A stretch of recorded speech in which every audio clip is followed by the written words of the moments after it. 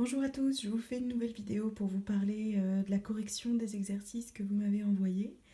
Alors j'en ai reçu pas mal et dans l'ensemble vous avez fait un bon travail, donc j'ai bien noté tous ceux qui m'avaient envoyé leur exercice. J'ai tout lu, j'ai absolument tout lu.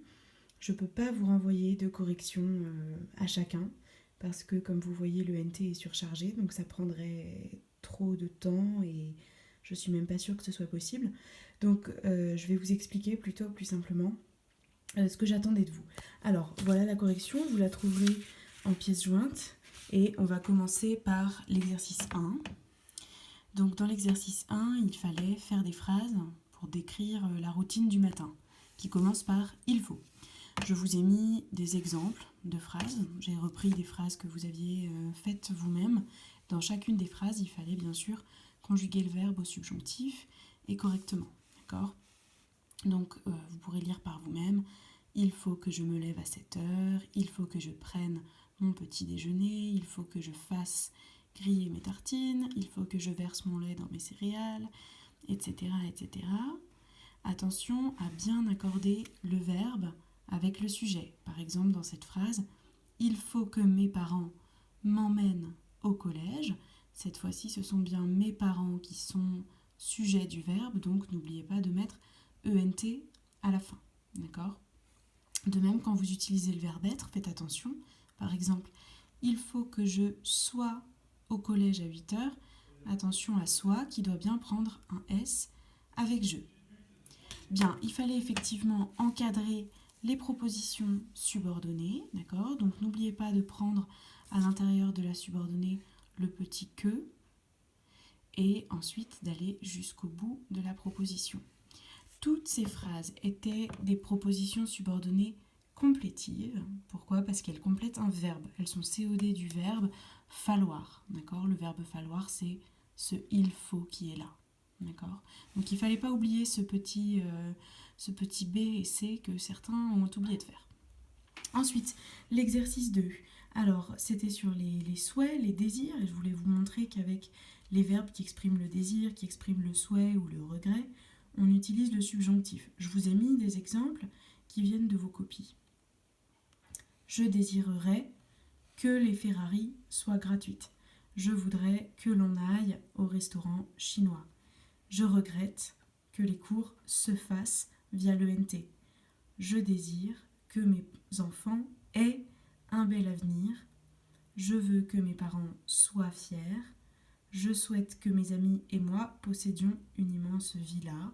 Je rêve que mes scies deviennent plus forts. Je rêve que mon chien puisse voler. Il faudrait que je possède mon propre équipage et que je puisse devenir le roi des pirates. Attention, la plupart des erreurs que vous avez faites, c'est des erreurs toutes simples de conjugaison. Par exemple, ici, dans cette phrase, je regrette que les cours se fassent via l'ENT. Certains d'entre vous ont oublié d'accorder le verbe avec le sujet. Se fasse, ici, a pour sujet les cours, d'accord ? Un sujet pluriel, donc il faut bien mettre ENT à la fin. Attention aussi au verbe avoir.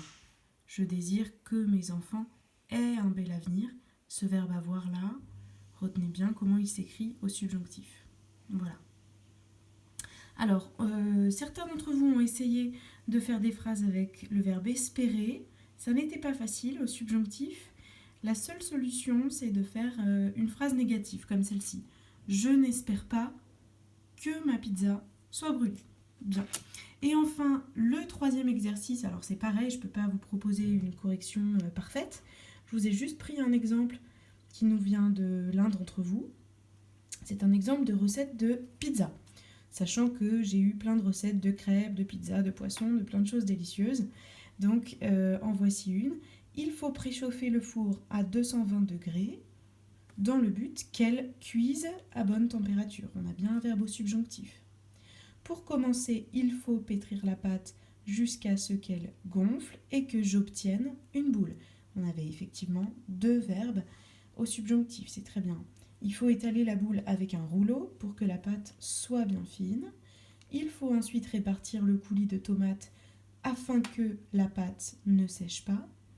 Et pour finir, il faut garnir de fromage pour que celle-ci soit bien fondante et bien gratinée.